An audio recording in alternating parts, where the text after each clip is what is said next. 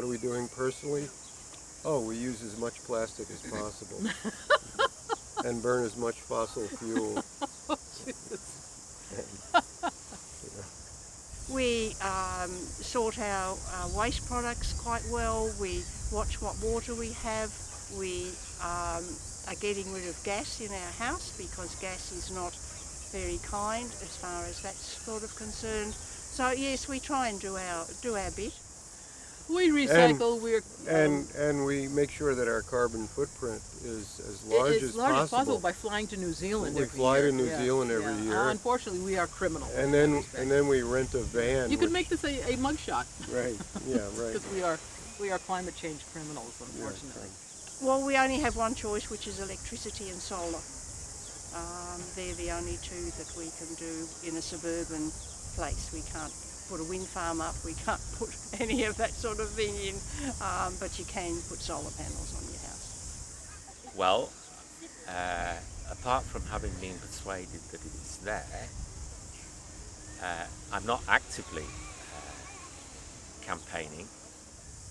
Well, I've got a hybrid car, and what we're doing about it? Well, we're trying to be. I don't have a wood burner anymore, and that's about all I do. And I ride a bicycle. I've downscaled to a smaller car, but it's still a petrol-driven car. But at the same time, at home we're careful. We recycle. We grow a lot of plants for pollinators. We don't buy any new clothes. We never buy clothes. We have a dump where you can drop off things you don't need. So everything I'm wearing came from the dump, and everything he's wearing, almost everything he was wearing, came from the dump. We don't buy clothing, and we don't throw our clothing away. It gets worn until it pretty much evaporates. As you can see, look at him. His clothes are falling apart. We try and compost everything. Everything gets composted. Everything gets reused. We're Yankees. It's where we're from in New England. The slogan is "Use it up, wear it out, make it do, or do without." And I've lived by that all my life.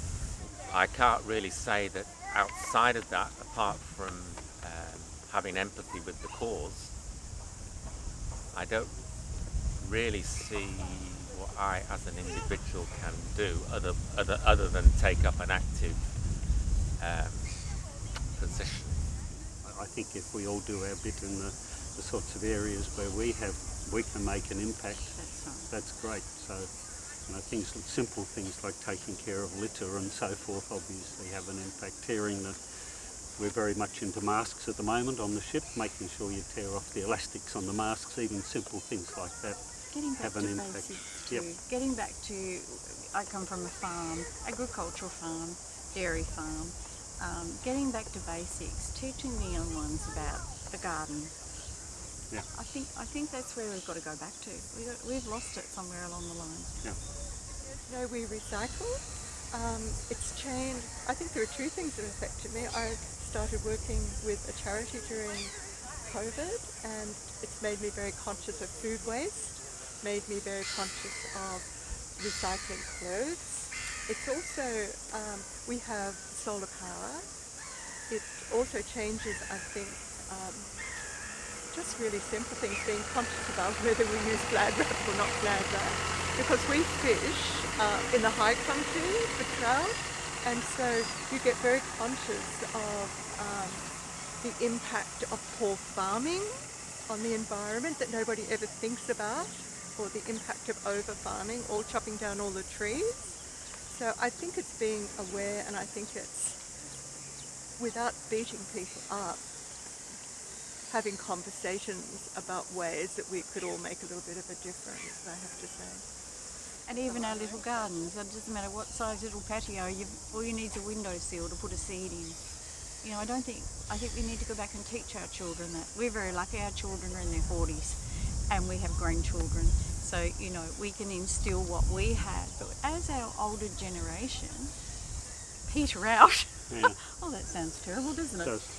But it's true. Yeah. I think we can learn a lot from a couple of generations ago. Even my generation, they grew all their own veggies and fruit, didn't they? It's not all doom and gloom though either. No. I mean, watching a story on the news the other day about a specific program to eradicate weed trees in a particular area where 1080 would have, well, poisons would have been used originally, but now they're actually targeting individual trees and implanting capsules that kill off only that tree. I think those sorts of evolutions, if you like, in the way in which we manage the land and the country are important. And I think there are some encouraging signs in all of those things, because farmers are starting to realise that the two things are interlinked. How you treat the land affects not only your productivity but everything else as well. So on a personal level, not only should we be using less plastic, but riding our bikes more often. But in order to do that, we need councils to have better infrastructural transport systems. For example, in Christchurch, the bus timetable needs to suit the users and the frequency needs to increase. If everyone does their small amount, that can mount up to a great big effort within the end. I think people also, we've all become very, we like life to be convenient to us, for us, and it's going to mean that life is a little less convenient, but, not terribly convenient in Auckland at the moment either. So I think, we have to accept the fact that it's going to mean a change to your lifestyle.